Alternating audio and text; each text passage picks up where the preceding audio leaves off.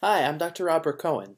Today I'm going to talk to you about two pretty common traps testing the past tense on SAT writing and ACT English. In the first trap, the test takers incorrectly mix the past tense, the simple past, with the past perfect.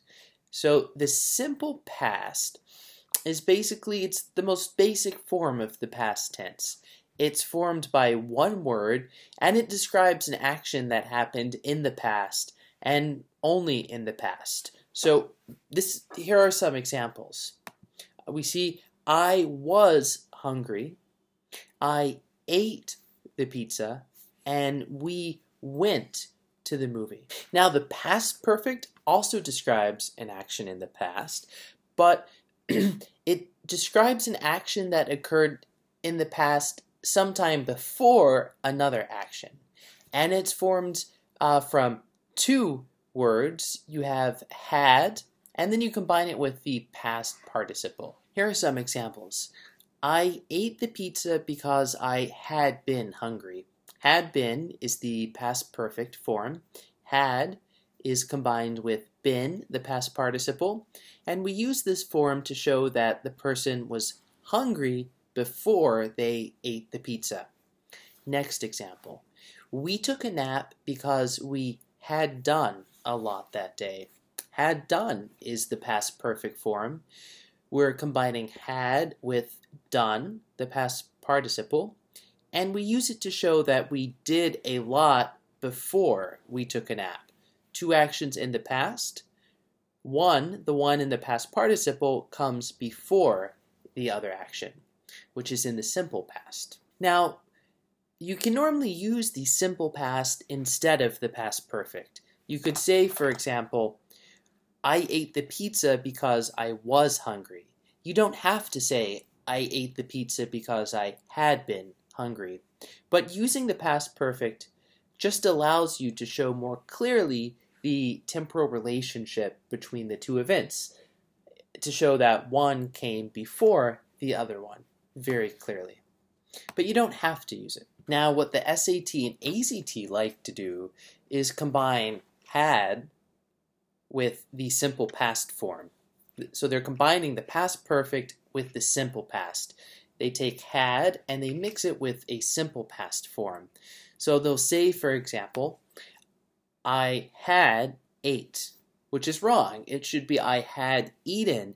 Eaten is the past participle. Ate is the simple past. You say I ate or I had eaten, but you don't say I had ate. Now, sometimes the simple past and past participle are the same. It just depends on the verb. So one example where they're the same is the verb look. Simple past, I looked at the book. And then past participle, I had looked at the book. The same thing. With the verb write, they're different. I wrote a book. I had written a book.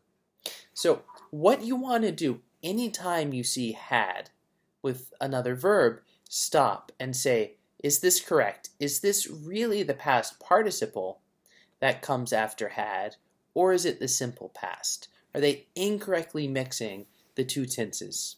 Now, the second big past tense trap involves the present perfect tense. The present perfect tense describes an action that happens in the past but continues into the present, and it's formed by combining has or have with the past perfect form of the verb. So, for an example, Mary has been wealthy a long time. Now, has been is present perfect, and it means that she became wealthy sometime in the past, and she continues to be wealthy today. Another example, we have run the race many times. We started running the race in the past, and we continue to run the race in the present day, maybe every year, including this year. So the trap that the SAT and ACT like is to use the present perfect when it's not applicable.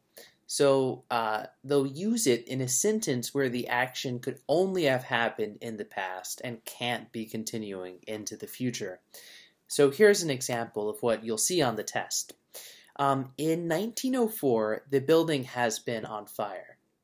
In 1904 means this happened in 1904, and it's contained to 1904. The verb, though, has been means that the action started in the past, in 1904, but that it's continuing into the present. And that just doesn't work because the sentence is telling us this happened in 1904, not from 1904 until the present. So you need to change the verb. To make this correct, you could say, in 1904, the building was on fire. Simple past.